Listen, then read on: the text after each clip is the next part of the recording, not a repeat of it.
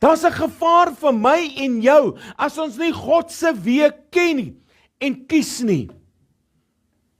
Die versoeking is elke oomblik hier, elke dag hier. Die versoeking gaan nie weggaan nie. Hoekom? Want Krultoon wil hê jy moet val. Hy wil hê jy moet sondig. Hy wil hê jy moet dit doen. Hoekom? Want jy nie God gekies nie. 'n Versoeking. En is wat baie mense kom, ek wil weer versoek, die Here is nie lief vir my nie. Elke dag is 'n verkiesing of 'n versoeking. Die versoeking is nie 'n sonde nie. Het jy dit geweet? Want toe Satan kom en hy staan voor Jesus en hy haal nog ewen die Bybel aan en hy sê vir die Here, daar is geskrywe.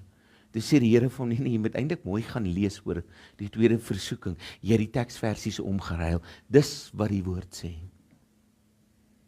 Hy het hom tereggewys. Jesus het die keuse gehad om die versoeking te doen of nie te doen nie. En net soos wat Jesus dit oorwin het, staan ek en jy elke dag by daardie keuse van die versoeking.